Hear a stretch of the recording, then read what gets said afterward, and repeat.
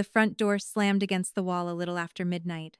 I was still sitting at my parents' dining table, turning a cup of cold coffee between my hands, when Rachel stumbled into the hallway. For 1 second, none of us moved. Rainwater streamed from her hair and darkened the shoulders of her coat. Mud streaked one knee of her pants.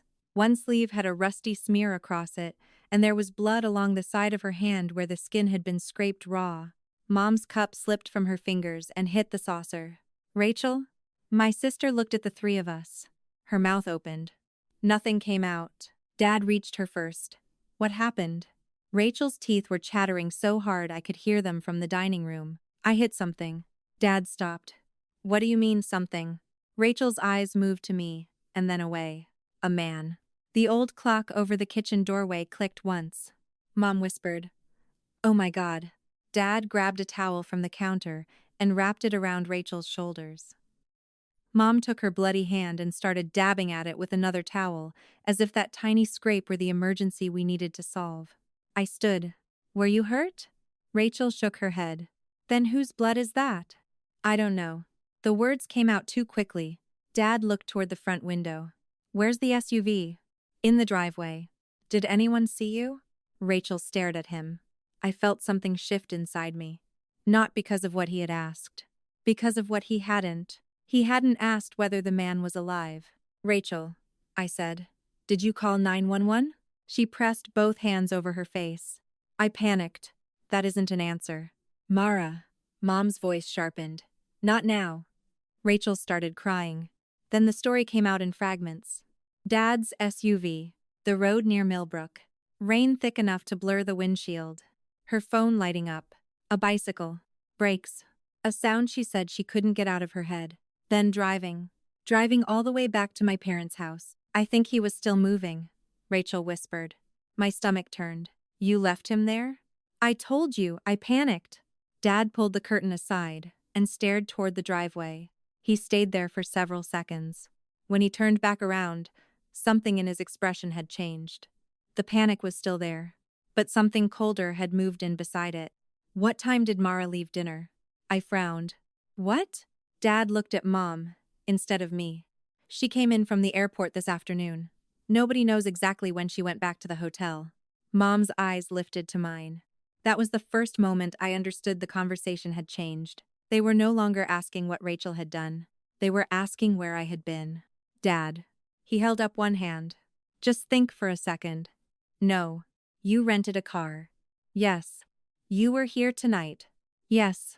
"And you know the law." I stared at him. The logic was so ugly that my mind resisted it at first. Mom sat down slowly. "Mara," she said, almost gently. "Rachel has 2 children." I looked at her.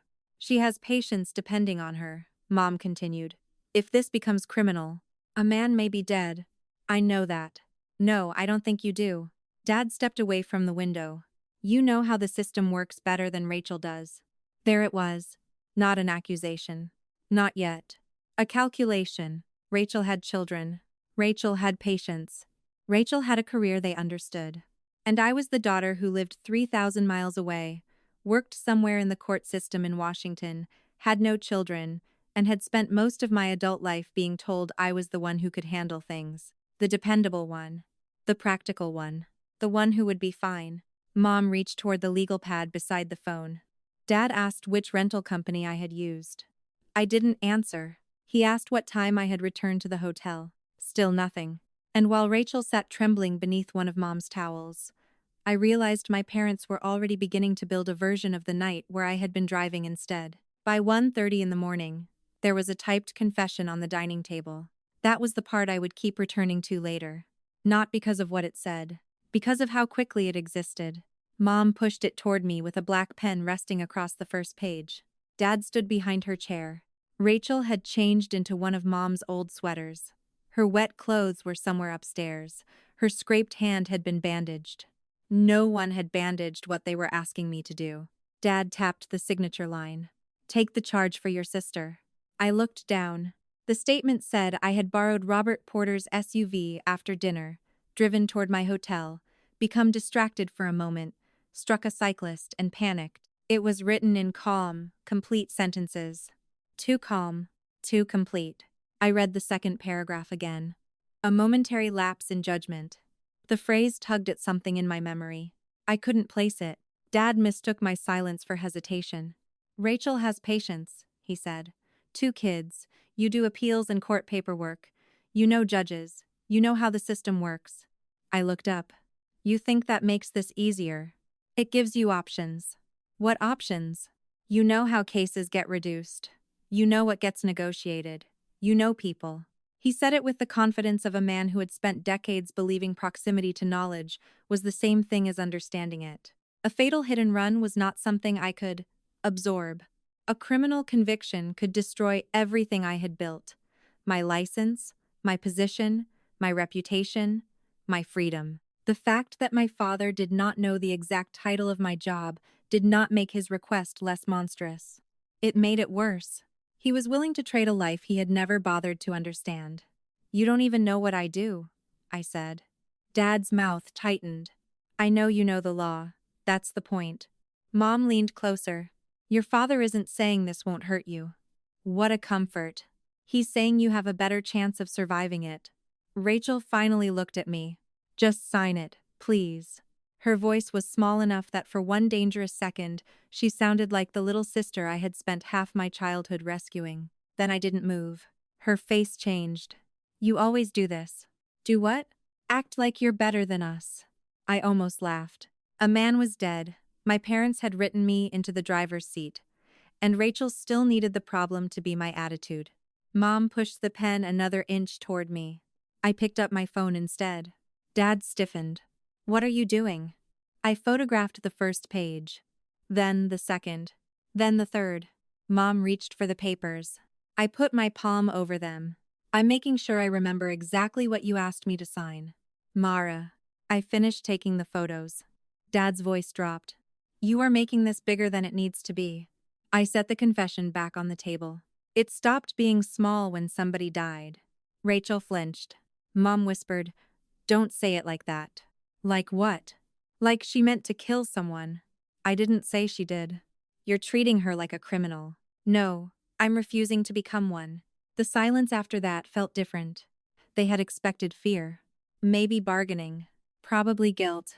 They had not expected a clean refusal. Dad placed both palms on the table. If you walk away from this, and Rachel loses her license, her children lose their mother as they know her. Her patients lose their doctor.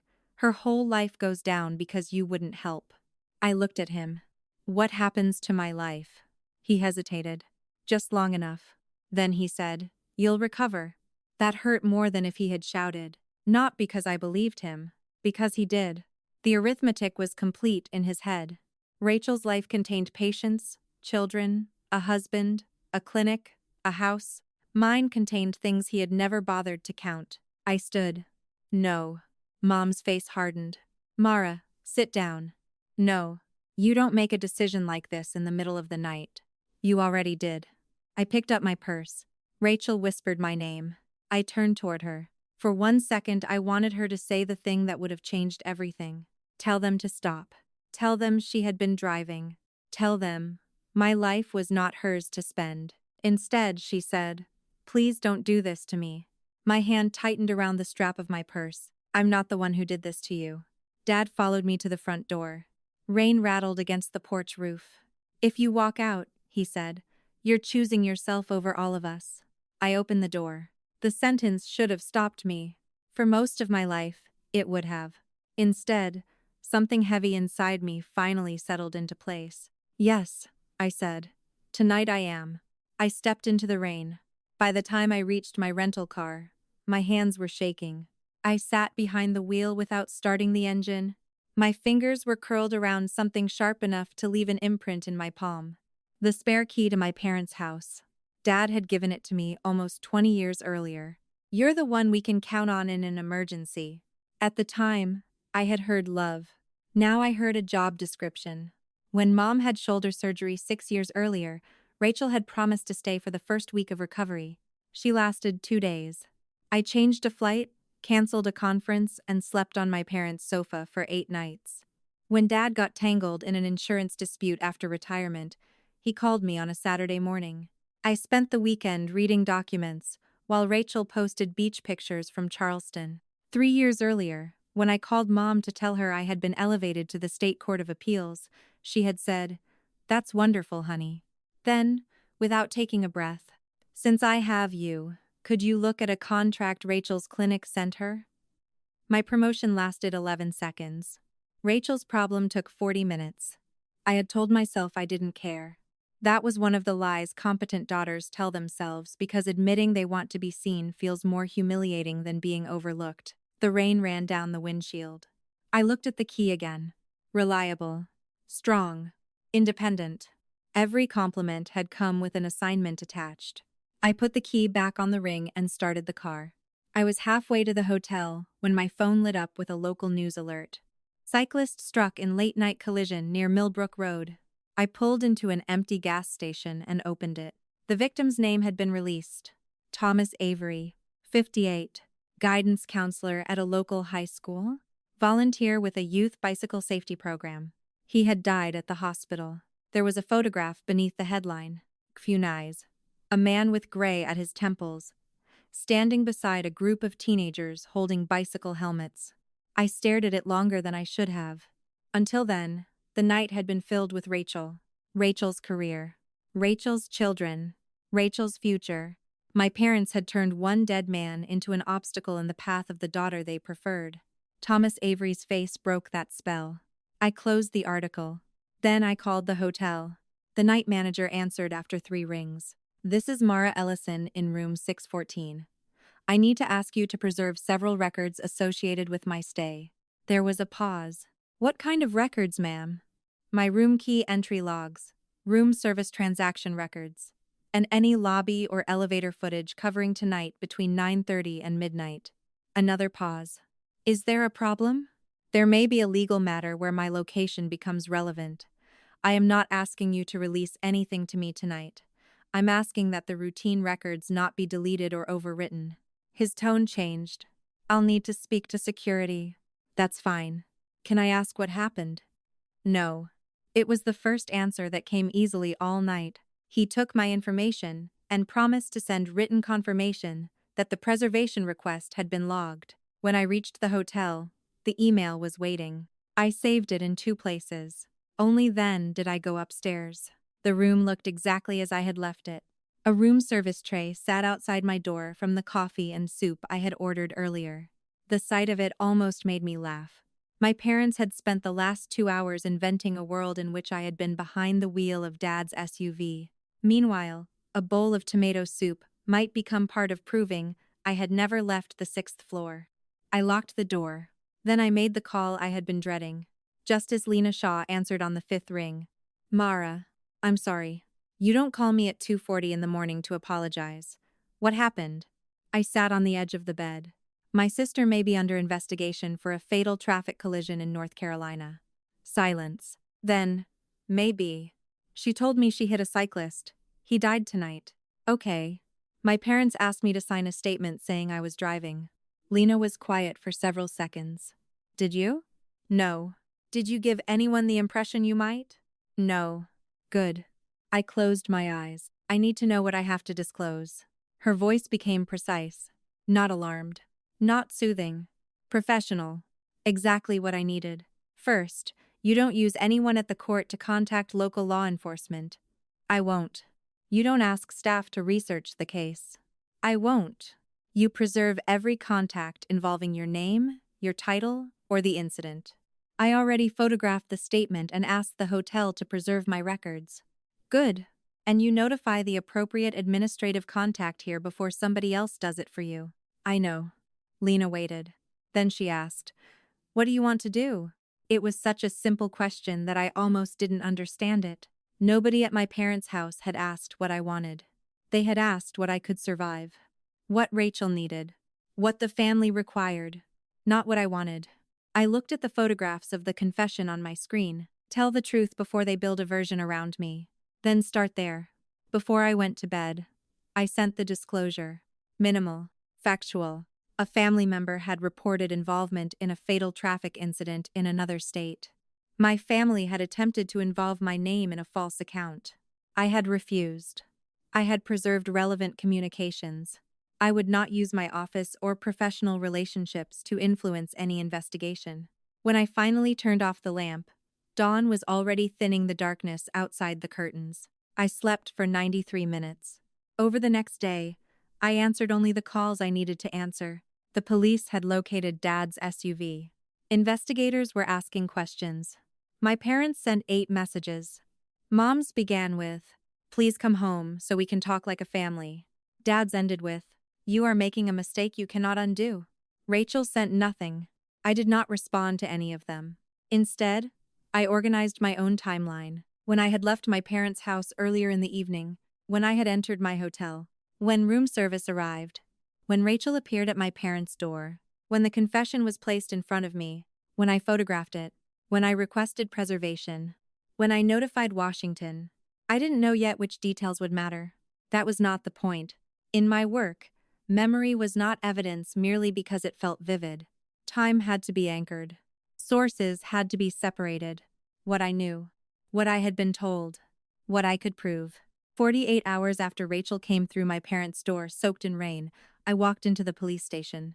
Detective Jonah Reed met me in a small interview room. He was in his late 40s, tired-looking, with a legal pad placed squarely in front of him. I gave him my identification, the photographs of the confession, the hotel preservation email, a written chronology of my own movements and contacts. He read the first page, then looked at me. "You're telling me you sit on a state Supreme Court?" "Yes." His expression did not soften. "If that's true, then you understand better than most people what a false statement in a fatal investigation would mean." "Exactly." I folded my hands on the table. "That's why I'm here before somebody else puts one in my name." He studied me for a second longer. Then, he turned to his computer. I watched him verify what my own family had never cared enough to learn. My appointment, my official biography, my photograph on the Washington court website.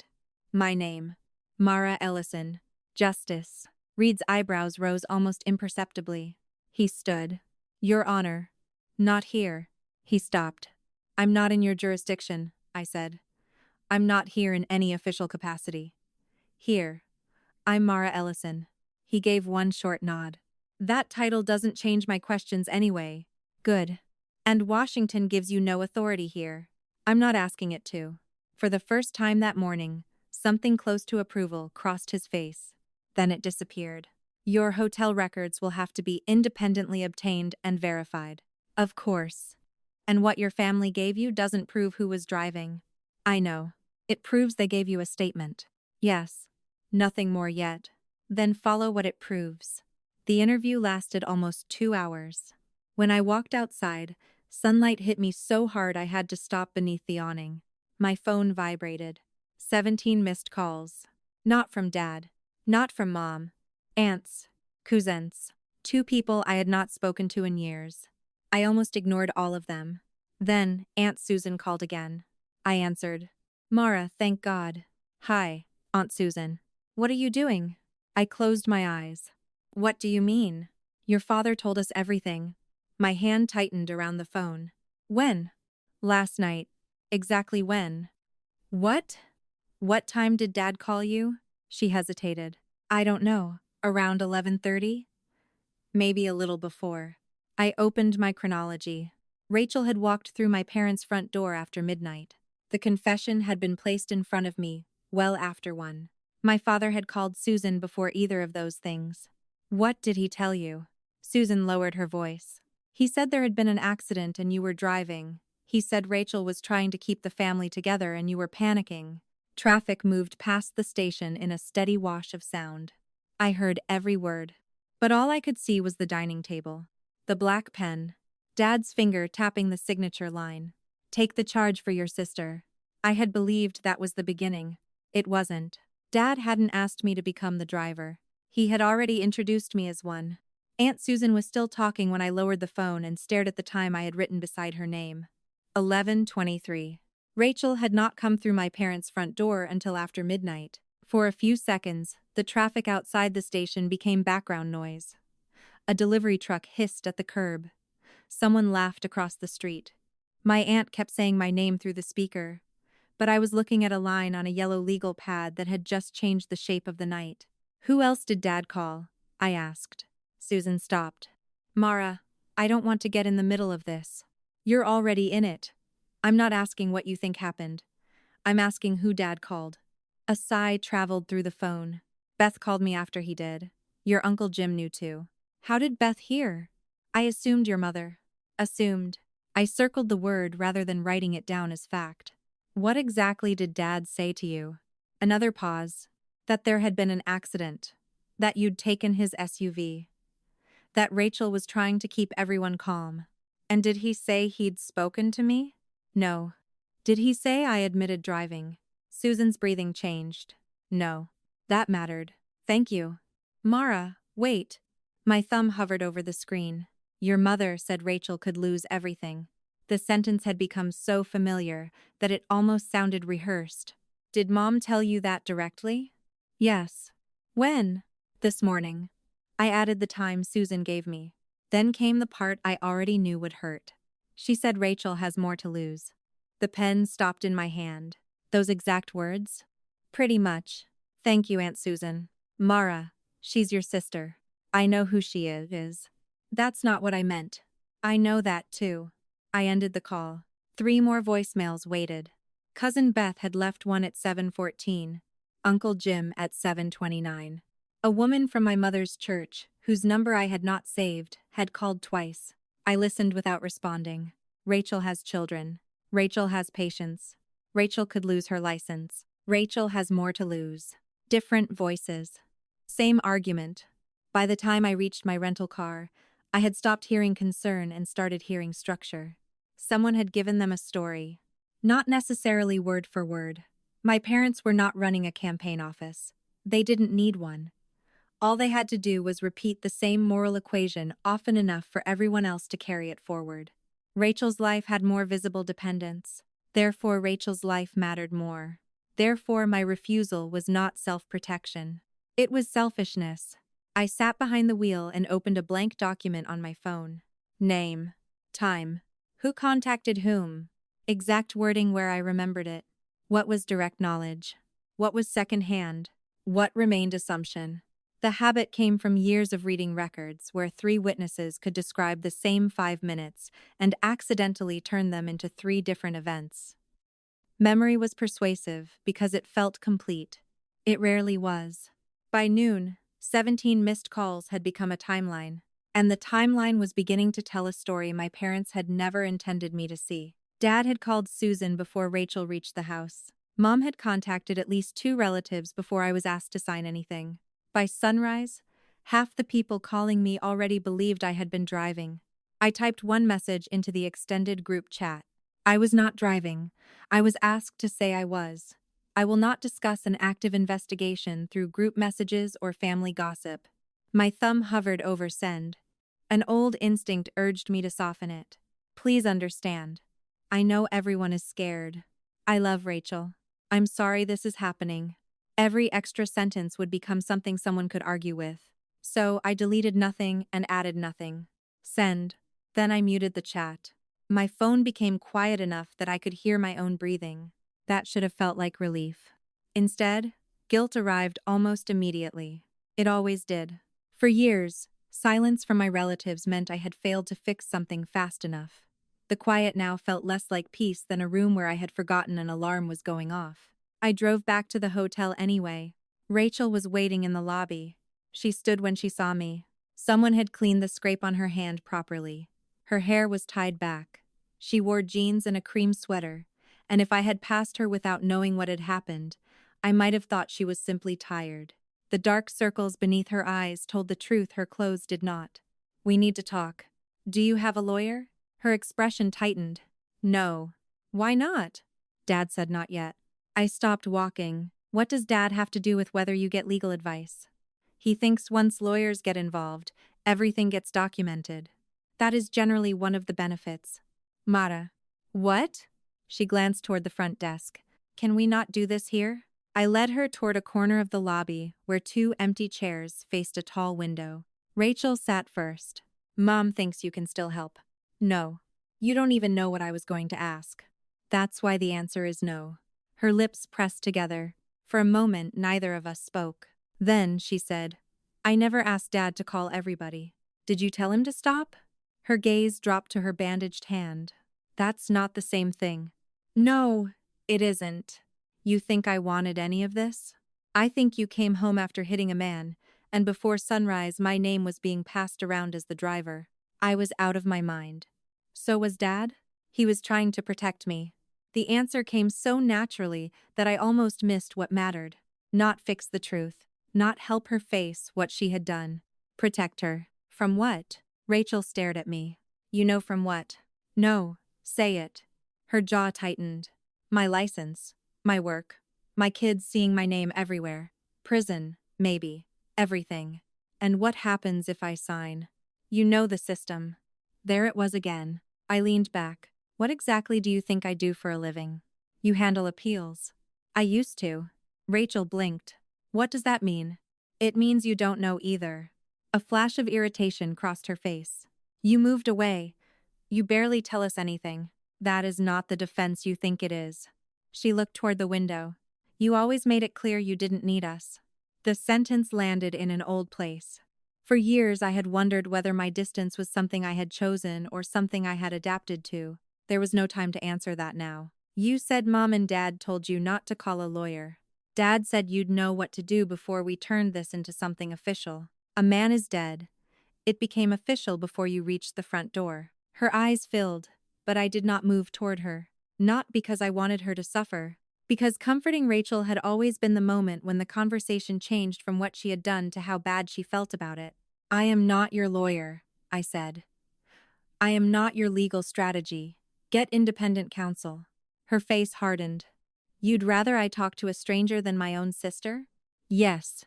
About this, absolutely. You covered for me before. The lobby seemed to narrow. What? Rachel rubbed her thumb along the edge of the bandage. 11 years ago. Something old stirred in my memory. Mom calling me late one evening. Rachel having a professional problem. Credentialing, she had said. An incident after a terrible week. Rachel being under stress. A letter. My letter. I could almost see the cursor blinking on my laptop screen. What are you talking about? Rachel looked at me, as if I were pretending. The driving thing. My spine straightened. What driving thing? She went still. That was the answer before she gave one. You really didn't know. Know what? She looked away. Mom said she told you. Rachel. It wasn't like this. Tell me what it was. A minor crash. With another vehicle? Yes. Was anyone hurt? No. How did it involve your credentialing? She swallowed. I had looked at my phone. There were questions afterward about how I reported it, and whether I'd been honest about what happened. The words came slowly now. Carefully. Not because I knew she was lying. Because she finally seemed to understand that every sentence had weight. What did Mom tell you she told me? That I'd had a rough week and made a mistake, and needed a character reference. That was almost exactly what she had told me. Almost. The missing part was the entire event. I remembered the sentence then. A momentary lapse in judgment, inconsistent with her character. My sentence. My words. The phrase from the confession on my parents' dining table. My stomach tightened. Who had that letter? Rachel frowned. Mom, I guess. Maybe Dad. Did you know she never told me what happened? I thought she did. You just asked if I really didn't know. Rachel said nothing. Did you know? Her shoulders sank. I knew you didn't know all of it. For several seconds, neither of us spoke. The lobby music changed songs. Somewhere behind us, a coffee machine hissed. 11 years earlier, I had thought I was helping my younger sister through a professional embarrassment. Rachel had known I was missing part of the truth. My mother had known.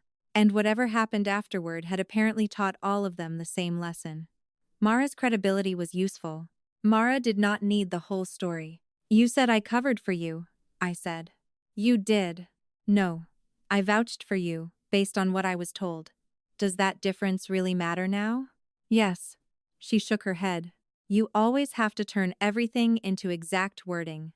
Exact wording is the reason there's a confession with my name on it. Rachel stood. So, that's it? What does that mean? You're just going to let them destroy me? The old question. Different crisis. Same assignment. I looked up at her. Get a lawyer who works for you. Not dad, not mom, not me. Then I added, and do not sign anything they write. Her face changed. For a heartbeat, I saw something that looked almost like fear of our parents rather than fear of me. Then it disappeared. She turned and walked out. I waited until the glass doors closed behind her before opening my laptop. The email took less than 15 minutes to find. 11 years ago. Subject line. Rachel needs your help. Mom's message was still there. She's had a difficult few weeks and made a poor decision that's being blown out of proportion. They're asking for references from people who know her character. You know how hard she works. Please don't make this bigger than it is. Attached beneath it was my response. The letter was 3 paragraphs long. Professional. Measured. And there, in the middle, a momentary lapse in judgment, inconsistent with the standards she has demonstrated throughout her career. I read it twice, then opened the photographs of the confession. The language had been adjusted, but the skeleton was mine. A momentary lapse in judgment, inconsistent with my otherwise responsible conduct. My mother had not invented a new voice. She had borrowed one she already knew people trusted. Mine. That realization hurt in a way the insults had not. Dad had wanted my name. Mom wanted my language. Rachel wanted the consequences redirected. Everyone had found a different use for me. My phone lit up. Rachel. For 1 second, I considered letting it ring. Then I answered. What? Her voice was low. You asked what happened after I came home. My hand moved toward the legal pad. Yes. Dad saw the SUV. What about it? The front was damaged. I stopped writing. What did he do? Mara. What did he do? He moved it. Where? Into the detached garage. When? Not long after I got home. I wrote that down. Anything else? Silence. Rachel. He tried to clean it. The pen stopped. The entire room seemed to sharpen around me. How? I don't know. That answer mattered. I did not ask her to guess. What did you personally see? I saw him with water and towels. He told me to go inside. Did you see what he did after that? No. Did you see him remove anything from the vehicle? No. Did he tell you why he was cleaning it? No. Good. Facts. Not conclusions. Rachel's breathing became unsteady. You're writing this down. Yes. Don't. I closed my eyes. There it was. The old reflex in both of us. She told me something dangerous. I was supposed to hold it. You need to understand something, I said. What? I am going to tell Detective Reed exactly what you just told me. Her voice rose. Mara, that's Dad. I know. He was panicking. I'm not deciding why he did it. You could ruin him. No. I can report what you told me. The investigators decide what it means. Please. The word almost worked. Dad. Our father. The man who had taught me to drive. The man whose spare key still hung on my keyring. The man who had apparently begun telling people I was behind the wheel before Rachel ever came through the door. My chest tightened. For one ugly second, I wanted to put the information in my chronology and wait. Verify first. Understand more. Give him a chance to explain. That was exactly how the Porter household survived its worst decisions. We called delay compassion. We called silence loyalty. Then someone else paid. A man died, I said. I'm not holding this inside the house. Rachel's breath caught. You're choosing them over us. No. I'm choosing not to hide something because the person who did it is my father. I ended the call. Then I wrote a clean note.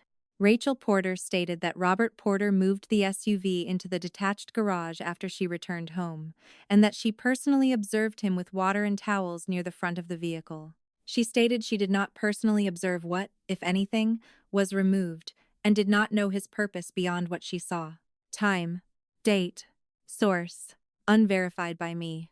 Then I called Reed through the number he had given me. He answered after the second transfer. This is Reed. It's Mara Ellison. A slight pause. What happened? My sister just gave me information about the SUV.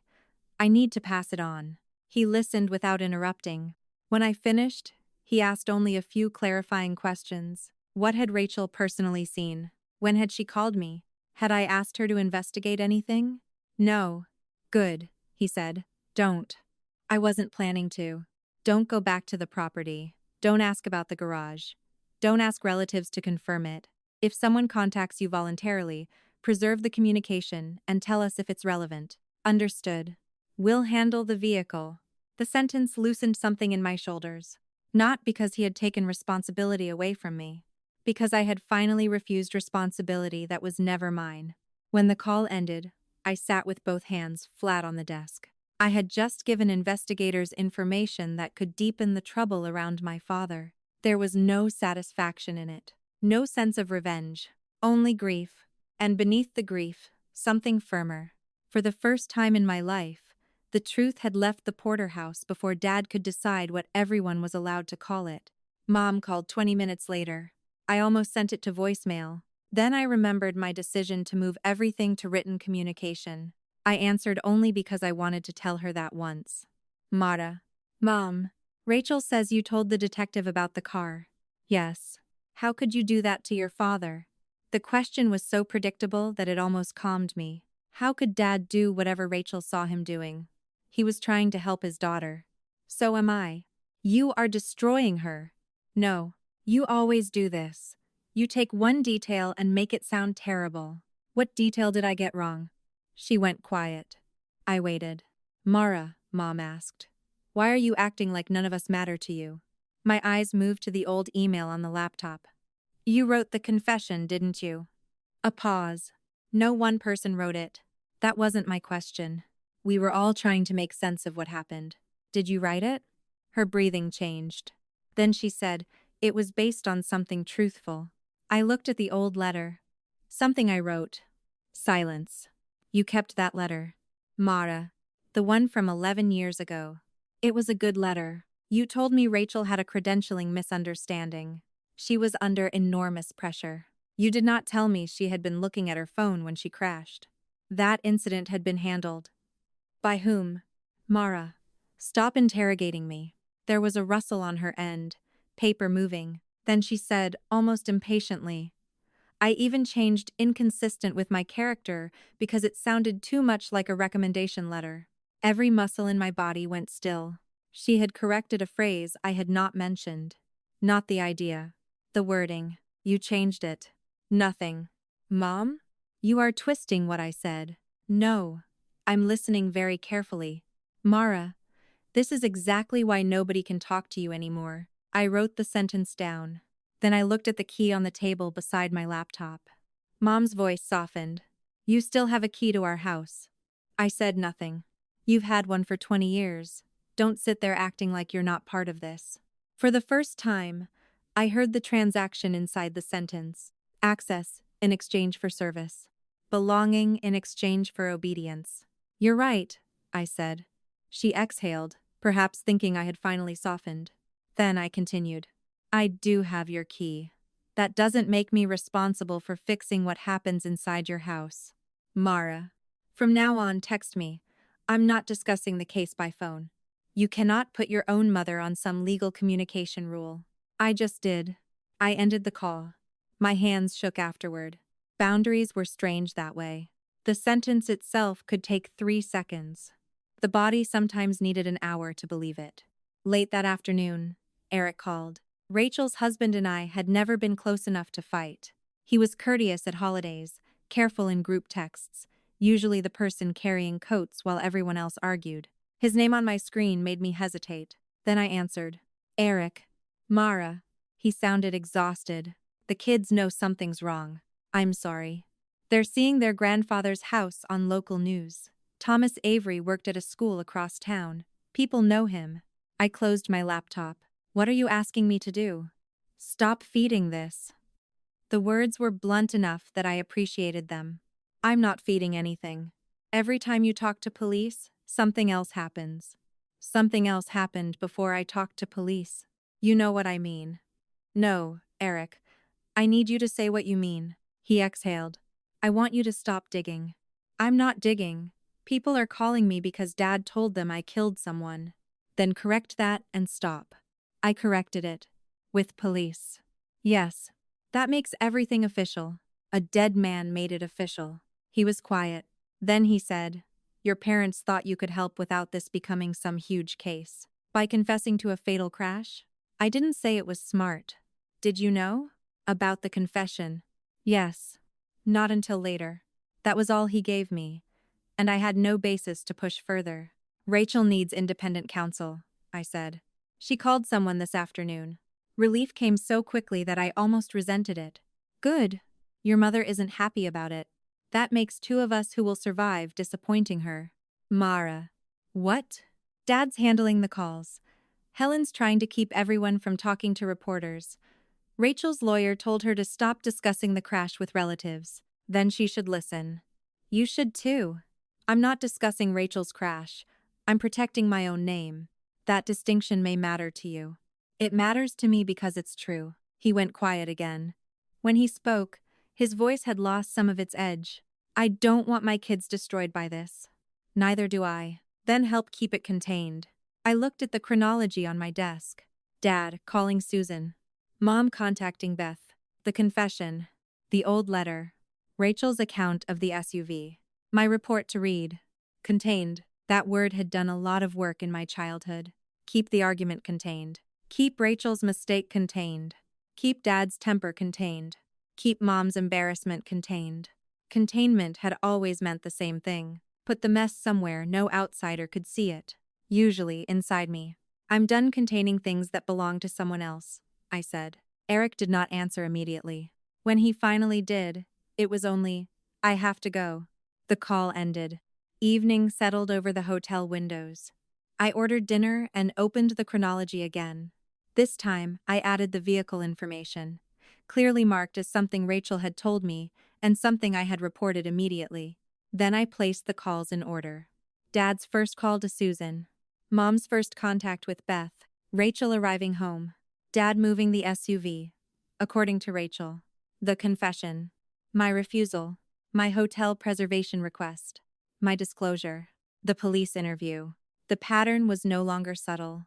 My parents had not waited to discover what the truth would cost Rachel. They had begun distributing the cost before they ever called me. One person would hold the narrative. One would absorb the legal risk. One would keep the relatives calm. Rachel would remain the life worth preserving. And I would do what I had always done. Carry whatever nobody else wanted to carry. The difference was that this time, I had dates, times, sources. And for the first time, the most dangerous thing in my parents' house was not the truth they were hiding. It was the chronology proving they had started hiding it before I even knew there was something to hide. By morning, the chronology covered 4 pages. I had fallen asleep with the legal pad still open beside me and woke to pale light leaking around the hotel curtains. For a few disoriented seconds, I could hear only the air conditioner and a housekeeping cart rattling somewhere down the hall. Then my phone vibrated. Rachel. Not a call this time. A text. My lawyer says I shouldn't discuss the crash with you anymore. I read it twice. There was no accusation attached. No plea. No request to keep something quiet. For once, that was exactly what I wanted. That's appropriate, I typed back. My thumb rested over the screen before I added one more sentence. Please follow your lawyer's advice. Send. Then I closed the conversation. The restraint felt strange. For most of my life, when Rachel stopped talking, I chased the missing explanation. I filled the gap. I called again. I tried to figure out what she needed before she had to ask. This time, her silence created a boundary I had no intention of crossing. No more questions about the SUV. No more questions about what happened on Millbrook Road. No more asking her to clarify things that investigators could ask through proper channels. What she had already told me remained documented. What she had told me about Dad and the vehicle had already been passed to Detective Reed. Anything beyond that belonged somewhere else. The decision should have narrowed the story. Instead, it widened something inside me. I opened the email from 11 years earlier again. Mom asking me to help Rachel. My old character reference. The confession from 2 nights ago. 3 pieces. All mine to see. All obtained without anyone breaking into an account or handing me a secret file. And taken together, they said enough. Rachel had called what I did 11 years ago, covering for her. Mom's message from that time proved she had withheld the actual context. The new confession recycled language from the letter I had written under that incomplete version of events. For years, I had thought I was helping because I chose to help. Now I could see how often the choice had been engineered before it reached me. Give Mara enough truth to activate her loyalty. Not enough truth to make her refuse. The thought stayed with me all the way to the airport. I did not fly home to my parents. I flew home to Seattle. That distinction mattered. Usually, leaving North Carolina, after one of their emergencies, came with unfinished tasks. A prescription to pick up later. A bill someone wanted reviewed. A calendar note reminding me to call Dad on Tuesday because the thing I had supposedly fixed would somehow require one more conversation. This time I boarded with nothing pending for them. Rachel had counsel. Reed had the information about the SUV. My administrative disclosure had been filed. My hotel records had been preserved. There was no legitimate reason for me to stay. Guilt came anyway.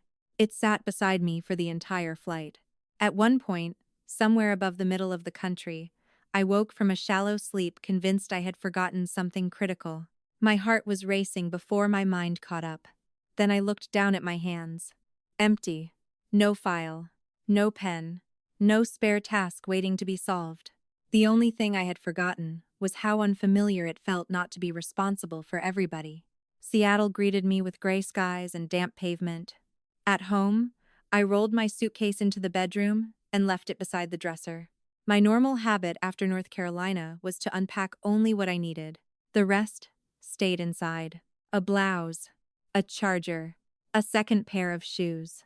Ready, because somebody might call. Mom might need help. Dad might have paperwork. Rachel might be in trouble. That half-packed suitcase had become such a normal part of my room that I had stopped seeing it. I saw it now. The zipper sounded too loud when I pulled it all the way open. Every shirt came out. Every pair of socks. The toiletry bag. The extra phone cord. I put the suitcase in the closet and shut the door. A small act. Almost ridiculous. My hands still paused on the closet handle. Then I let go. The next morning, I went to the court before sunrise. Security knew me. The hallway smelled faintly of polish and old paper. My chambers looked exactly as they had before I flew east, which felt almost insulting. My desk was still organized. The stack of briefs was where I had left it. A yellow sticky note from my clerk reminded me about an opinion conference that now felt as though it belonged to somebody else's life. Before I could sit down, an email arrived from the administrative office asking for a confidential discussion. I already knew what it would be about. The disclosure I had filed had done what it was supposed to do. It had reached the people who needed to know before reporters did. That did not mean it protected me from consequences. By late morning, I was sitting in a conference room with the court's administrative leadership and a secure video connection to the Chief Justice. No one accused me of misconduct. That almost made the conversation harder. The concern was institutional. My name had been connected to a fatal collision investigation in another state. My relatives had apparently told people I was driving.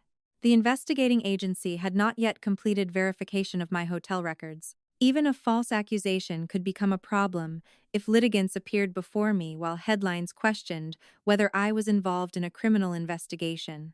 The Chief Justice asked, "What do you think is appropriate?" Nobody told me to step away. That mattered. The choice remained mine. My cases should not have to carry this, I said. A pause followed. Then I continued. Until the basic facts about my location are independently verified and the administrative review of my disclosures is complete, I don't think I should sit for oral arguments or participate in public judicial duties. Saying it out loud hurt more than I expected. The bench had taken almost 30 years to reach. Not that particular bench. The path to it. Law school, clerkships, appellate practice. Years when nobody cared whether I slept. Years when Mom could not remember the name of my court but remembered every award Rachel's clinic gave her. I had spent my career believing competence was the one thing no one could take from me. Now I was volunteering to step away from the work I loved because my father had spoken my name into somebody else's crime. The Chief Justice's voice remained even. This would be temporary. I understand. Non-sitting status. Administrative work only where appropriate. No implication of wrongdoing. I understand. We'll keep the public statement minimal. Please do. The meeting ended 20 minutes later. I returned to chambers and stared at the chair behind my desk. Not the bench. Still, it suddenly looked borrowed. My phone buzzed. Mom. I turned it face down. Then another alert arrived. An email. Raleigh News and Observer. A second followed less than 3 minutes later from a Seattle television desk. Then, one from a national legal publication. By lunchtime, the story had escaped every boundary my parents had tried to draw around it. One subject line read, "Request for comment. Washington Supreme Court Justice, named by family in North Carolina, fatal crash matter." Another, "Is Justice Mara Ellison connected to Raleigh hit-and-run investigation?" The third was worse because it contained exactly the kind of ambiguity Helen knew how to weaponize. Family source alleges judge pressured relative after fatal collision. I sat very still. This was no longer Aunt Susan whispering into a phone. No longer church friends. No longer a group chat I could mute. My surname was sitting in inboxes on both sides of the country. A sitting state Supreme Court justice. A dead guidance counselor. A doctor's sister. A father who had already told relatives I had been driving. There was nothing small left. Lena appeared in my doorway shortly after 1. She did not come in until I looked up. "You busy?" "Apparently, I'm national content now." Her mouth tightened. I saw. 3 reporters were still waiting in my inbox. "What would you do?" I asked. The question slipped out before I could stop it. Lena leaned against the doorframe. Then she answered with another question. "What are you required to do?" I looked back at the screen. "Cooperate with the administrative review. Cooperate with North Carolina investigators where appropriate. Avoid discussing evidence publicly. And what do you want to do?" There it was again. Not what will make this go away. Not what will make everybody like you. What do you want? I want the record cleaner than the rumor. Then build that. She did not offer to call a reporter. Did not call anyone at the court on my behalf. Did not tell me to hide. After she left, I forwarded every media inquiry to the designated court contact. The statement that eventually went out was barely long enough to satisfy anyone. I had disclosed the matter voluntarily. I was temporarily not sitting, while relevant facts and ethics concerns were reviewed. I had not used my judicial office to contact North Carolina investigators. I would cooperate with lawful verification. Nothing about Rachel. Nothing about Dad. Nothing about the confession. Facts only. It felt almost painfully insufficient. That was the point. My mother had spent years teaching me that whoever explained the most controlled the story. My work had taught me the opposite. Sometimes credibility came from refusing to decorate what could already stand on its own. That afternoon, Detective Reed called. I stepped into an empty office before answering. "Ellison, this is Reed. What can I do for you?" "I can give you a limited update." My pulse quickened. "Go ahead." "The vehicle is being processed." I waited. He continued. "You reported what your sister told you about your father moving it and cleaning the front." "Yes. We've developed information consistent with the vehicle having been moved after the collision. There are also indications that parts of the exterior had been cleaned." A strange pressure gathered behind my ribs. "Do you need anything else from me?" "Not on the vehicle. Did you find evidence from the collision?" A pause. "I'm not going into the forensic file with you." "Fair. What I can tell you is that cleaning a vehicle does not make all impact evidence disappear." That was enough. Not proof of why Dad had done it. Not a criminal conclusion. But enough to tell me Rachel's account had not vanished into the word unverified. Reed added, "Your father's initial timeline has some inconsistencies we're working through." "Understood. And your hotel records are still being obtained independently." "Thank you." The call ended. 10 minutes later, Dad called. I stared at his name until it stopped ringing. Then it started again. The third call came with a text. "Talk to me before you make this worse." For the first time in 2 days, I almost laughed. I called him back. Not because he demanded it. Because I wanted to hear what version came next. Dad answered immediately. "Finally. I have 10 minutes. You don't put your father on a timer." "I just did." A breath came through the line. Then his voice changed. Lower. Controlled. "Mara, this has gone too far. A man is dead. You keep saying that like none of us knows." "Then what has gone too far?" The press. Your court putting out statements. Police asking questions about the SUV. Rachel, hiring lawyers. Rachel, hiring a lawyer, was the first sensible thing anybody in that house did. She didn't need one if we could have handled this quietly. There it was. Handled. By putting me in the driver's seat? You know that isn't how I meant it. How else could I possibly mean a confession saying I drove? Dad exhaled sharply. We thought you had options. The sentence made me sit straighter. What options? You're in law. You've been in law forever. That is not an answer. You know judges, prosecutors, people. Say what you thought would happen. Mara. No. You wanted me to sign my name to a fatal hit and run. Tell me what you thought came after. He did not answer immediately. That pause mattered more than any denial. Finally, he said. We thought someone like you could negotiate, get a plea, keep it from becoming the worst possible thing. My fingertips went numb around the phone. And Rachel? Rachel cannot have a felony hanging over her. But I can? You're not listening. I'm listening very carefully. She has patience. I closed my eyes. Of course. She has children. Of course. Her license depends on trust. The laugh that left me had no humor in it. So does my job. You do paperwork and appeals, Mara. You've always had options. For a second, I could not speak. Not because he had insulted me. Because he had just confirmed the whole calculation without realizing how much it revealed. They had not believed the law did not matter. They had believed it mattered less to me. Or rather, they had believed I possessed some professional secret door that would let me step around consequences Rachel could not survive. My legal experience had not made them respect my life. It had made them consider my life more usable. Dad. What? I am a justice on the Washington State Supreme Court. Nothing came through the line. Not even breath. The silence lasted long enough that I wondered whether the call had dropped. Then, what? I was appointed 6 months ago. You never told us. I did. No, you didn't. I sent the announcement.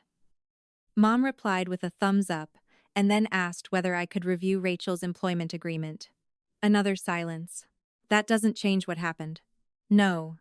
It changes how obvious it is that you were willing to gamble a life you never bothered to understand. His voice hardened. So this is about your ego now? No. You always wanted us to be impressed. That hurt because once, years ago, it would have been true. Not impressed. Interested. There was a difference. I had stopped expecting either. You wanted me to confess to killing a man because you thought I had more ways to survive the consequences. We were trying to save your sister, and you never asked what saving her would cost me. You're strong. The word landed exactly where it always had. This time, it did not feel like praise. You keep saying that as if strength is consent. Dad went quiet. Then his voice softened. Mara, I need my daughter. My throat tightened. For one stupid second, all the years collapsed. Dad teaching me to ride a bike. Dad standing at the airport when I left for college. Dad calling me after my divorce and saying I could always come home. I hated how quickly the body remembered tenderness, even when the mind understood the pattern.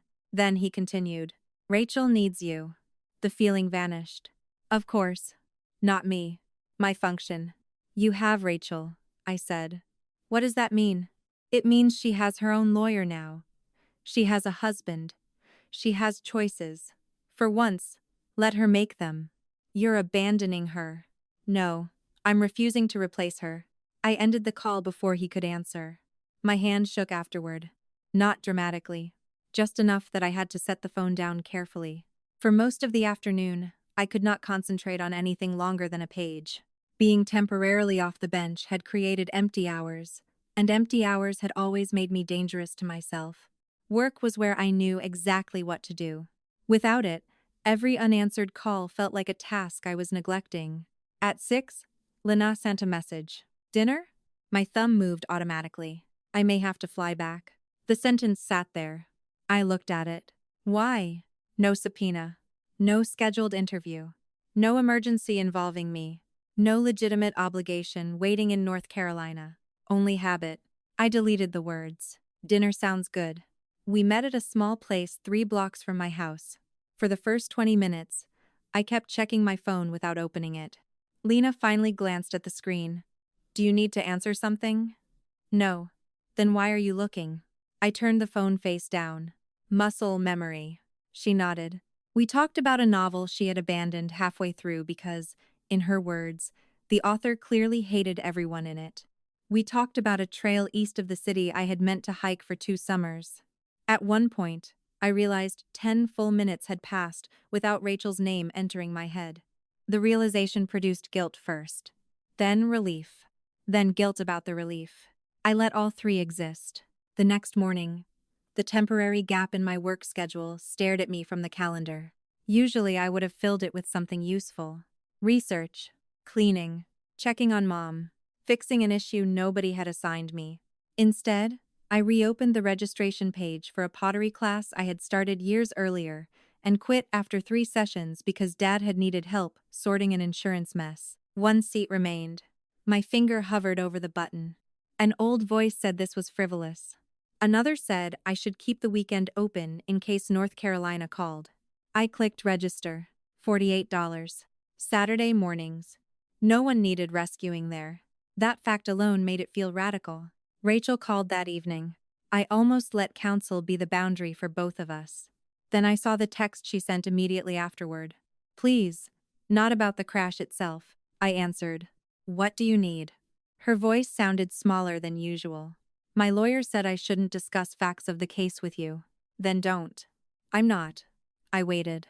There's something else. What? That old accident. My shoulders tensed. What about it? Please don't bring it up. I haven't. If police ask about patterns or mom or the letter, don't tell them the details. Rachel, it was 11 years ago. That isn't the issue. It could make me look like I do this all the time. That is not mine to manage. You know what I mean. Yes. You want me to decide in advance which truthful answers are too damaging to you. I want you not to volunteer something irrelevant. That part I agree with. She went quiet. I'm not going to walk into a police station and dump every bad thing you've ever done on a table. That would be wrong. Then we agree. No. Listen to the rest. Her breathing changed. If I'm asked a direct question I can truthfully answer, I will not lie for you. Mara, that is the boundary. You're choosing strangers over me again. I looked at my newly registered Saturday class on the laptop screen. No. What would you call it? I'm choosing not to make another person carry what you did. That man has nothing to do with 11 years ago. Then your lawyer can deal with relevance. I don't get to rewrite my answer because you're scared of what it might mean. For several seconds, the only sound was her breathing. Then she said, You really are going to let this happen. The phrase was so close to Mom's wording that I almost corrected her. Instead, I asked, Let what happen? She ended the call. The screen went dark. Less than a minute later, a text from Mom appeared. If you insist on destroying your sister, we will have to tell people what you did to pressure her. I read it once. Then again. The words did not frighten me immediately. First, they confused me. What I did to pressure her. There had been no pressure. No threat. No promise. No use of my office. I had done the opposite. I had stepped back, told Rachel to get independent counsel, stopped asking about the case once she had one, reported what she voluntarily told me about the SUV, refused to lie. My eyes moved to the media requests, still sitting in a separate folder. The accusation came into focus slowly. They had tried to make me the driver. My preserved hotel records were making that harder. So they no longer needed me behind the wheel. They only needed me close enough to the story to contaminate it. The powerful older sister. The judge. The woman who supposedly intimidated a frightened doctor into accepting blame. A dispute between sisters instead of evidence. A scandal instead of chronology. My parents were changing the shape of the lie because the first one was beginning to collapse. For the first time, they weren't asking me to take Rachel's place. They were preparing to make me the reason nobody believed her. My mother's message stayed on my screen long after the words stopped looking like a sentence. If you insist on destroying your sister, we will have to tell people what you did to pressure her. For a few minutes, I sat at my kitchen table with both hands wrapped around a mug I had forgotten to drink from. Pressure her. The phrase was almost elegant in its simplicity. I had not threatened Rachel. I had not contacted her employer. I had not called a prosecutor, a judge, or anyone connected to the investigation through my office. Once she hired independent counsel, I had stopped asking substantive questions about the crash. But facts had never been enough for my parents when a better story was available. The first story had put me behind the wheel. The next one would put me beside Rachel, using my title to force her into blame. Same purpose. Different costume. My phone rang before I could decide whether to answer Mom's text. Detective Reed. I carried the phone into my study and shut the door. Ellison. This is Reed. Go ahead. I have a limited update on your hotel records. My fingers tightened around the edge of the desk. Okay. The records were obtained independently. Your electronic room key activity is consistent with you returning to the hotel when you said you did. I let out a breath slowly. He continued. Room service also logged your order and delivery inside the relevant window. We obtained hotel footage that's consistent with the same timeline. For 2 days, I had known where I was. Knowing it and having somebody else verify it were two completely different experiences. The distinction settled somewhere deep in my chest. So the records support that I was at the hotel. Yes. Do you need anything else from me? Not on your location right now. There was a short pause. Then his tone changed. Not dramatically. Just enough that I noticed. Your Honor, your alibi is holding up. The title landed differently this time. At our first meeting, it had been a formality attached to an identity he had every reason to verify. Now it sounded like professional acknowledgement after the facts had begun to support what I had told him. Then keep following the evidence where it goes, I said. That's the plan. He did not give me details I had no right to have. He did confirm one thing. The vehicle timeline did not fully match what my father had initially told investigators, and forensic examination had recovered evidence consistent with an impact despite indications that portions of the SUV had been cleaned. I did not ask how. I did not need to know. What I reported from Rachel, I said, is that still being treated separately from what you verified? Yes. Good. Why good? Because what she told me is what she told me. What you can prove is something else. That earned another pause. Exactly. When the call ended, I remained behind the desk for several minutes. No champagne. No rush of victory. The hotel records did not give Thomas Avery his life back. They did not erase Dad's calls. They did not make Mom's confession draft disappear. They only returned one fact to its proper owner. I had not been driving. And for the first time since Rachel came through the front door covered in rain, that fact no longer rested only on my word. I forwarded Reed's update through the administrative channel in Washington. My temporary non-sitting status did not disappear with one call. It shouldn't have. There were still ethics questions to close. Still public scrutiny. Still accusations involving my title. But one piece of the floor had stopped moving beneath me. That afternoon, instead of reading every new article, I opened a document and rebuilt my record from the beginning. Not a case against my parents. A record of my own conduct. The confession photographs. My hotel preservation request. The confirmation email. The time Dad called Aunt Susan. The messages from Mom. The old character letter. The note documenting Helen's wording about the confession. My immediate report to Reed after Rachel told me about the SUV. The media inquiries. My disclosure to Washington. My request to step temporarily away from the bench. Each item had a source. Each source had a date. Each statement had a label in my own notes. Verified. Reported by another person. Personally observed. Not yet verified. The distinction mattered more than ever. Dad had built his version by blending assumption with assertion. Mom built hers by making language feel smoother than reality. My defense was not louder. It was cleaner. By early evening, the packet was complete enough that if anyone later asked what I had done and when, I would not have to reconstruct myself from panic. I saved it, closed the laptop, and went to pottery class. The decision almost made me laugh. My name was appearing in legal publications. My sister was facing a fatal crash investigation.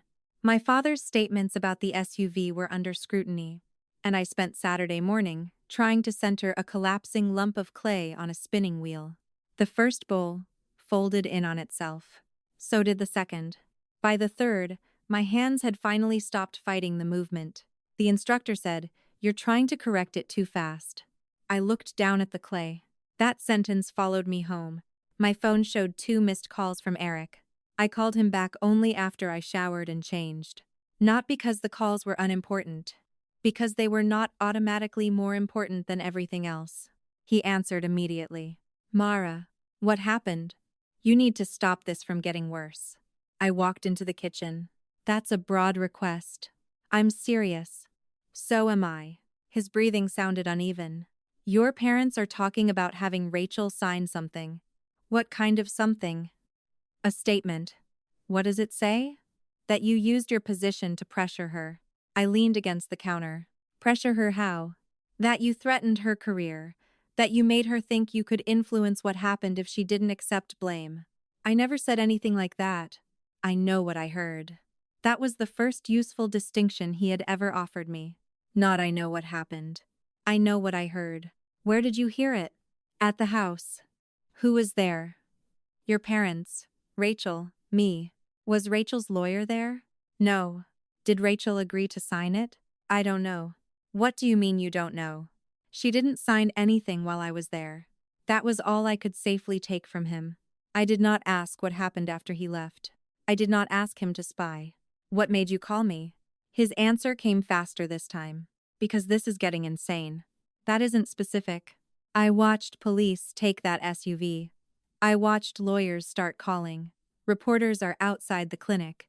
Your court put out a statement. Now your parents want to put your office into another version of the story. He lowered his voice. I'm not calling because I trust you. Good. That would be new. I'm calling because, if they lie about a sitting Supreme Court justice threatening Rachel, every phone, every email, every conversation in that house becomes something somebody might want to look at. There it was. Not loyalty. Risk. Real, practical risk. My kids live in that house half the time right now, he continued. I don't want their grandparents turning this into 5 investigations because they can't stop trying to fix the first one. Then stop them. I'm trying. How? I told Rachel not to sign anything outside what her lawyer reviews. I told your parents I won't sign or repeat something I know isn't true. That was not courage. Not yet. But it was a line. What do you want from me? I asked. Stop pushing. I'm not pushing. You keep saying that. Because it's true. Then stay away. I almost answered too quickly. Instead, I looked at the calendar on the refrigerator. Dinner with Lena on Thursday. Pottery again Saturday morning. A follow-up administrative call in Washington. Nothing in North Carolina required my presence that night. If I'm asked for information, I'll provide it, I said. If your in-laws invent something about me, I'll preserve it. Beyond that, I'm not going into their house to stop adults from lying. Eric exhaled. Rachel asked about seeing you. That's different. Is it? Yes. If she wants to talk about our relationship, she can ask me. If she wants to negotiate the case, she has a lawyer. He went quiet. Fine. Eric. What? If Rachel's counsel told her not to discuss facts with me, I will respect that. Your parents should too. I know. The words sounded tired. Not convinced. Just tired. After the call, I did not pack. Not yet. 2 days later, Reed asked whether I would be available in North Carolina for a supplemental interview regarding the communications I had received and the chronology of my father's calls. That was a legitimate reason. So I booked 1 flight, 1 hotel, 1 return ticket, no open-ended stay, no guest room at my parents' house, no rental extension, just in case. Before leaving, I kept my Thursday dinner with Lena. Halfway through dessert, she asked, "When do you fly?" "Tomorrow morning." "And when do you come back?" "Sunday evening." "You sound very certain." "I bought a non-refundable ticket." She smiled. It was a small thing, but I understood what she heard in the answer. There had been years when my return date from North Carolina depended on everyone except me. Not this time. My supplemental interview with Reed lasted less than an hour. He asked about timestamps. The first call from Susan. Mom's texts. The statement Rachel made to me about the SUV, and when I reported it, nothing surprised me. That alone was a relief. When I left the station, Rachel had sent 1 message. "Can you come to the house tonight?" Not to talk about the crash. I just need 1 conversation. I stared at it, then typed, Only if this is not a discussion about what either of us should tell investigators. Her reply came several minutes later. Okay. I added one more condition. I'm leaving if mom or dad turns it into that. This time, the answer took longer. Okay. At 7, I stood outside the house where I had spent half my childhood carrying grocery bags, homework, holiday gifts, and everyone else's emergencies through the same front door. The spare key was still on my ring. I did not use it. I rang the bell. Mom opened the door. For 1 second, her eyes dropped to the key ring in my hand. Then she stepped aside. You don't have to knock. Yes, I said. I do. The dining room looked almost exactly as it had the night Rachel came home. Same table. Same overhead light. Same clock above the kitchen doorway. Different people in the chairs. Rachel sat beside Eric. Dad was at the head of the table. Mom pointed to the chair nearest her. I chose the one closest to the door. No one commented. A sheet of paper rested in front of Rachel. The sight of it tightened something in my stomach. I did not touch it. Dad spoke first. We need to stop this from becoming a circus. I didn't come here to discuss strategy. This isn't strategy. I looked at the paper. What is it? Mom answered. Something to clarify how things happened. Rachel's eyes remained on the table. I looked at her. Did you ask them to write it? She lifted her gaze. No. Dad's hand flattened against the tabletop. Mara, you have turned everything into technicalities. A dead man is not a technicality. There you go again. Again what? Making everything absolute. I glanced at the paper, but still did not reach for it. What does it say? Mom answered before Rachel could. That your conversations with Rachel after the accident were intimidating. Intimidating how? That you made her believe your position could affect what happened. I turned toward Rachel. Did I ever tell you I could influence the investigation? No, Dad interrupted. That's not the point. It is exactly the point. He leaned forward. People hear Supreme Court justice and assume power. You know that. So? So you don't have to say the words for somebody to feel threatened. The cleverness of it almost impressed me. They had finally found a version of the story that did not require proving something I had done. Only something Rachel could claim to have felt. Dad continued. If there are two stories, people stop treating her like some monster who drove home and tried to hide. My hands went still in my lap. There it was. Not innocence. Confusion. They did not need to clear Rachel completely. They only needed to muddy the water, until accountability looked like sibling warfare. I looked at Eric. He stared back at me, jaw tight. He had said he would not repeat something he knew was false. I was not going to ask him to prove it for me.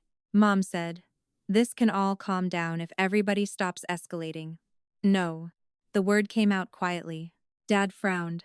No what? No more stories. Mara. No more adding motives because facts are inconvenient. No more deciding somebody else's fear becomes my conduct. Mom's mouth tightened. You came here to lecture us. No. I came because Rachel asked to see me. Dad leaned back. Then what do you want? The question struck me with almost physical force. For years, every argument in that room had ended with me wanting something from them. Recognition, fairness, a correction, an apology, one honest sentence. Something. I looked at my father. Nothing. He stared at me. I don't want anything from you. Mom shifted in her chair. That's childish. No. It's simple. Dad gestured toward the paper. Then say what you came to say. So I did. Not an argument. Not a speech. 5 facts. I was not driving. No one interrupted. I was asked to say I was. Mom's fingers tightened around the edge of her napkin. Dad told relatives I was driving before he asked me to sign anything. His face hardened. My location has now been independently verified. Rachel looked up. And I will not lie for Rachel. I let the last sentence settle. Or against her. Dad scoffed. That's convenient. It's the truth. Mom shook her head. You have no idea what this has done to Rachel. I turned toward my sister. I know what she did to Thomas Avery. Rachel flinched. I regretted the sharpness of the sentence immediately, but not its truth. Her voice came out low. You don't have to keep saying his name. Yes, I said. I do. The room went quiet. For 3 days, every conversation I had heard revolved around what Rachel stood to lose. her medical career, her children, her reputation, her house, her freedom. Thomas had lost the one thing nobody in that room could return. His life deserved at least the dignity of not disappearing from the conversation. Mom pushed the paper closer to Rachel. "Read it." Rachel did not move. Dad said, "If Mara has nothing to hide, she shouldn't care if you describe how you felt." My sister finally looked at me. There it was again. The old expression, the one from childhood when she broke something and waited for me to decide whether I would tell. The one from college, when she called because Dad was furious and she wanted me to explain her side.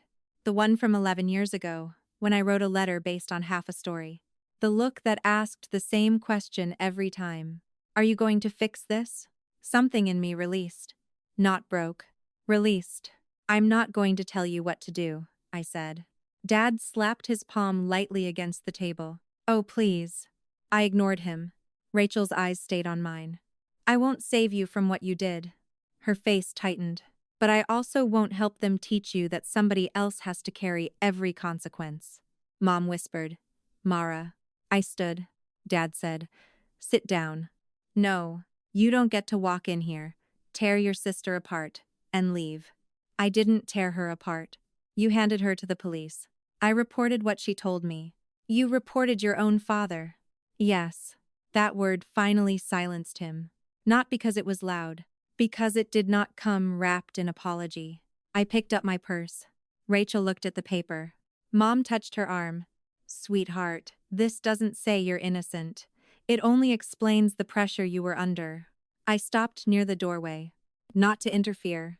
Only because I needed to know whether Rachel had called me there to talk or to watch another version of my life get written.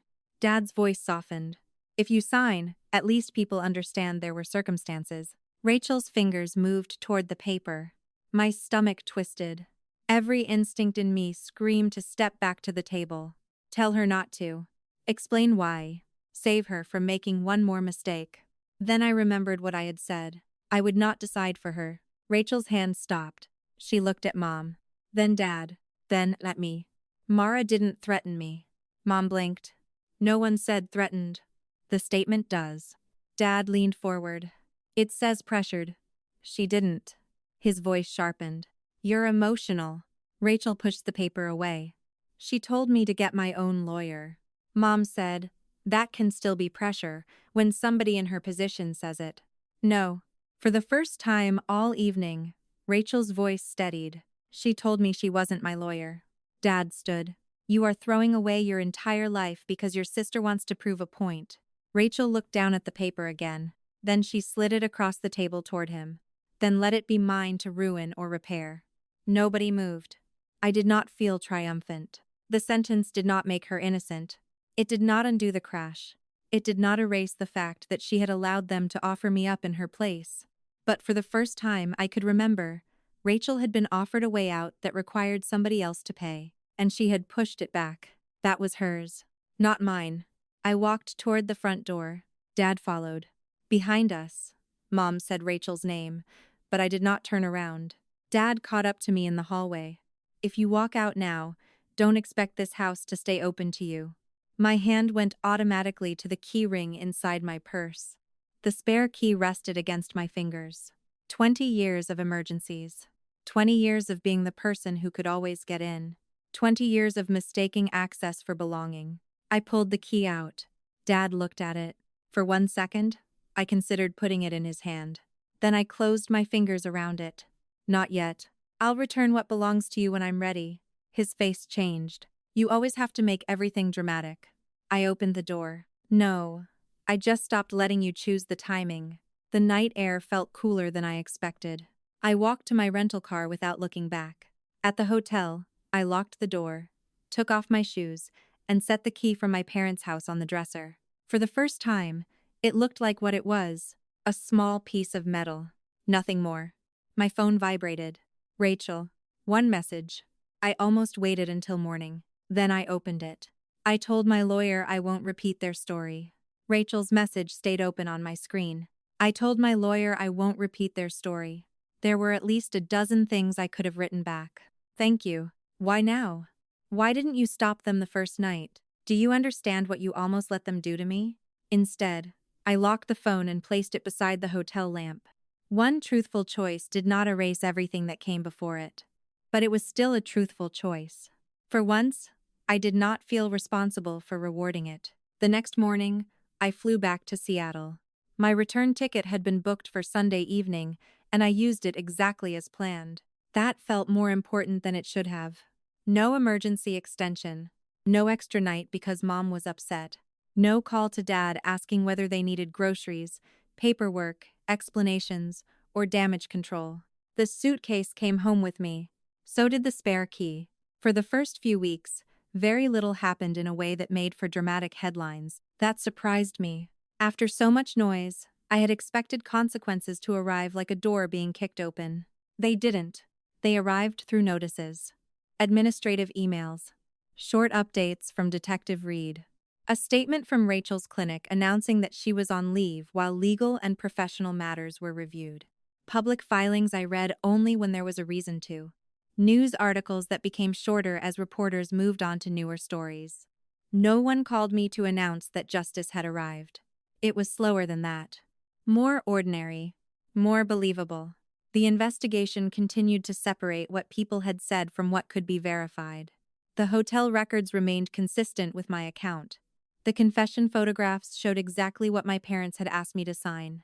The chronology of calls showed Dad had begun telling people I was driving before he ever put that confession in front of me. My report about the SUV had been made immediately after Rachel told me what she saw. The vehicle evidence was not something I knew in full, and I stopped trying to imagine what was in a forensic file I had no right to read. That boundary became easier with practice. I had spent enough of my life believing I needed the whole picture before I was allowed to make a decision. I didn't. Sometimes the part I actually knew was enough. A man had died. My sister had been driving.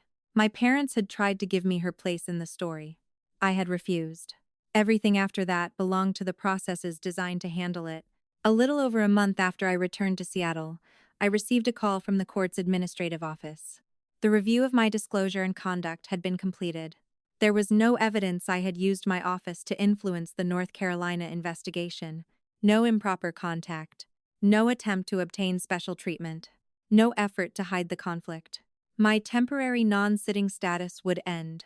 The following Monday, my name would return to the regular calendar. I thanked the administrator, hung up, and sat alone in my study. For several seconds, I felt nothing. Then my hands began to shake. Not from fear. From the release of fear I had refused to name. I had known the facts were on my side. That had not meant the institution I had spent my life serving owed me trust without review. It shouldn't have. I had accepted that when I stepped away. Still, knowing I would return to the bench hit harder than I expected. The first morning back, I arrived early. Security said, "Good morning," exactly the way they always had. No applause. No dramatic welcome. My clerk had placed the day's materials on my desk. The courtroom smelled faintly of wood polish and old paper. When I took my seat, I rested both hands on the surface in front of me. For one brief moment, Dad's voice came back. "You do paperwork and appeals. You know judges. You have options." He had been right about one thing. I had options. I had simply refused to use them the way he imagined. Lena caught up with me afterward near the elevators. "How did it feel?" "Normal." "That good?" "That's strange." She smiled. Then she said, "You protected the office by refusing to use it." The elevator doors opened. I stepped inside. For years, I had imagined professional power as the ability to make things happen. That month taught me something different. Sometimes power was refusing to touch the scale. By early winter, Rachel's name appeared less often in the press. What I knew came from public records, official notices, or communications directed to me. I did not call her lawyer. I did not call her clinic. I did not ask Reed for gossip disguised as updates. Rachel faced criminal proceedings connected to the crash and what happened afterward. Her medical position remained under review. Civil claims involving Thomas Avery's family moved on a separate track. That last part mattered to me. For too long, every conversation in my parents' house had treated Thomas like the event that happened to Rachel. But Thomas had a family of his own. Students who had known him. people who had expected him home. The legal process involving them existed, whether or not any porter was ready to face it. I stopped reading articles after realizing I was beginning to search for punishment rather than information. That frightened me more than I wanted to admit. There was a difference between allowing consequences to reach someone and waiting eagerly for them to hurt. I did not want to become a person who needed Rachel destroyed in order to feel restored. My life had to become larger than what happened to hers, so I made it larger. Saturday pottery became something I kept. My first bowl leaned noticeably to one side. The second looked like it had been designed for a very small, very confused houseplant. I kept both. On Sunday mornings, I walked. Not because exercise was supposed to transform me, because the city looked different when I wasn't checking my phone every few minutes. I stopped keeping one weekend each month empty, in case mom needs something. The blank squares on my calendar bothered me at first. Then I filled one with a museum visit, another with lunch. One weekend, I did absolutely nothing useful. That may have been the hardest. My phone still carried my parents' numbers. For a while, I told myself that leaving them unblocked was maturity. Then Dad called during court. Twice. A voicemail arrived while I was still in chambers. I waited until I got home before listening. His voice sounded older than I remembered. Mara, call me. Your mother isn't doing well with all of this. Rachel needs people around her. The kids don't understand why you disappeared. Whatever happened, you're still the one we can count on. I replayed the last sentence once. Not because I needed to hear it. Because I needed to hear what it no longer meant. You're the one we can count on. As a child, I had treasured that role. As an adult, I had built part of my identity around it. Reliable meant good. Needed meant loved. Available meant loyal. Now, the sentence sounded like someone reading an old job description after the employee had resigned. My thumb hovered over call back. A familiar argument rose immediately. Mom is older. Dad sounds tired. The children are innocent. Rachel is facing consequences. Maybe one conversation would not hurt. That was how every boundary had been breached before. Not through one enormous betrayal. Through one reasonable exception. I deleted nothing. The voicemail remained in the archive. But I turned off notifications from both of my parents. Then, I put the phone on the counter and finished making dinner. No speech.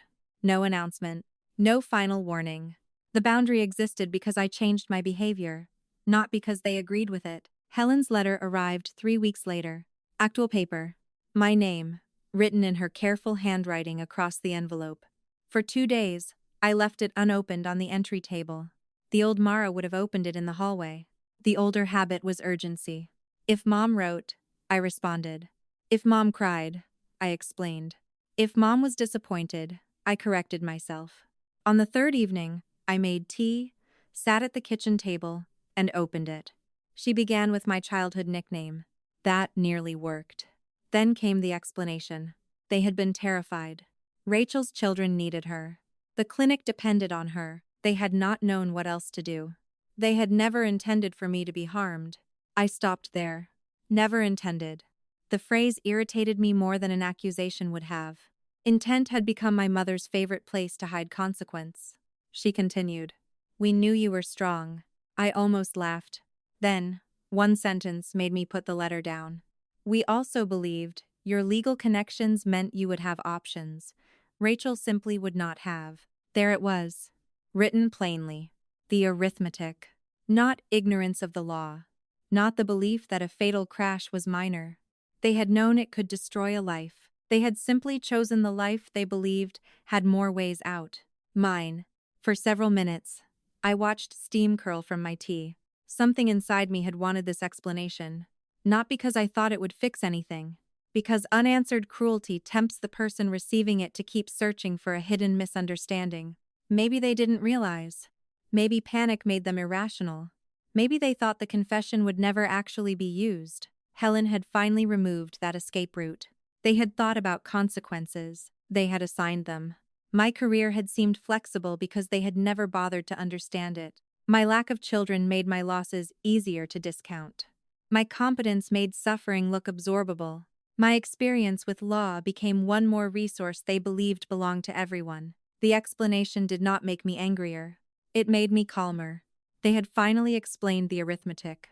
They still had not apologized for doing the math. The letter ended with, "We are still your parents. When you are ready to stop punishing us, this house will always be your home." My eyes moved toward the key hanging with the others near the front door. That house had not been my home in years. I had simply retained access. There was a difference. I folded the letter, placed it back inside the envelope, and did not answer. Winter became spring. Then spring edged toward summer. The story did not disappear, but it stopped being the first thing people associated with my name. That mattered less than I expected. There had been a time when I wanted every person who heard my father's version to learn exactly how wrong he was.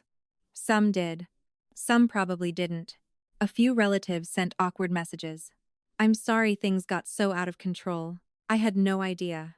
Hope everyone can heal." I answered almost none of them. Not because they had all betrayed me. Because explaining the story over and over was another form of living inside it. Aunt Susan received one reply after she asked if she could visit Seattle. I wrote, "I'm not ready for visits, but thank you for asking instead of assuming." She answered, "Understood." That was enough. The smallest respectful interaction felt almost luxurious. About 9 months after the night Rachel came through my parents' door, an envelope arrived with her handwriting. No return address from my parents' house. No dramatic markings. Just my name. I held it for a long time before opening it. The letter was only 1 page. Rachel did not explain the case. She did not tell me what her lawyer thought. She did not ask me to contact anyone. There was no request for money. No request for a reference. No request for a call to the clinic. No request that I repair things with Mom and Dad. The absence of those things spoke before the actual words did. She wrote that she had spent months thinking about the first night, about the confession, about watching Dad push the paper toward me and saying nothing. She did not call herself helpless. She did not blame panic for everything. Then came the sentence that made me stop. "I spent my whole life waiting for someone to fix what I broke. You were the first person who didn't." I read it twice, then set it on the table. The old reflex wanted to answer immediately. Not because I forgave her, because any sign of accountability made me want to rush toward it and help it survive. That was another version of the same role. So I waited. 1 day. 2. 3. During those 3 days, I went to work. I ruined another piece of clay. I had dinner with Lena. I slept. The letter remained where I could see it. By the 3rd evening, the answer had become simple. "Rachel, when you're ready to know me without needing me to carry something for you, I'm willing to listen." Mara. I did not write "I forgive you." I did not write "I miss you." Both feelings existed in forms I was not yet ready to name. I folded the note and mailed it. That was all. No reunion followed. No airport embrace. No sudden phone call where we repaired 40 years in 40 minutes. The door was not open. But it was no longer nailed shut either. It had a condition. For the first time, that condition belonged to me. The spare key stayed on my ring another week. I noticed it every morning. Not because I planned to use it. Because I realized I had never consciously decided to keep it. Dad had given it to me. I had carried it. That was the entire history. One Saturday, after pottery class, I stopped at a stationery shop and bought a plain padded envelope. At home, I removed the key from the ring. The small metal loop resisted. I had to use my thumbnail to pry it apart. When the key finally slid free, the rest of the ring shifted in my palm. Lighter. I placed it inside the envelope. For a long time, I stared at the blank card beside it. There were pages I could have written. "You tried to sacrifice me. You lied about me. You never knew me. You protected Rachel until protection became destruction." All true. None necessary. I wrote 1 sentence. "I was your daughter before I was your emergency plan." No accusation. No request for an answer. No return address beyond what the postal system required. I sealed the envelope and mailed it. Walking home, I expected to feel triumphant. Instead, grief came quietly. Dad had once carried me asleep from the car.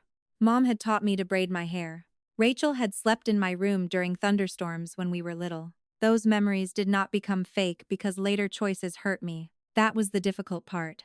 Leaving people did not require proving every good moment had been a lie. Sometimes it only required accepting that good memories could not make present harm safe. By evening, the grief had settled into something softer, not forgiveness. Ownership. I made dinner, washed the dishes, read half a chapter of a book. At 9, I went to lock the front door. My key ring was still in my hand. One key lighter. The difference was barely visible. I felt it anyway. The deadbolt turned with a clean click. This was my door. Nobody had given me access to it in exchange for usefulness. Nobody could invoke an emergency and turn the key into an obligation. My phone vibrated on the kitchen counter. For a second, the old tension returned. Then I looked. Lena. Still on for dinner tomorrow? A year earlier, I might have checked whether Mom had called first. Whether Dad needed something. Whether Rachel had a problem that should take priority. There was nothing to check now. I typed one word. Yes. Then I set the phone down. For the first time, the next call in my life was mine to answer or not.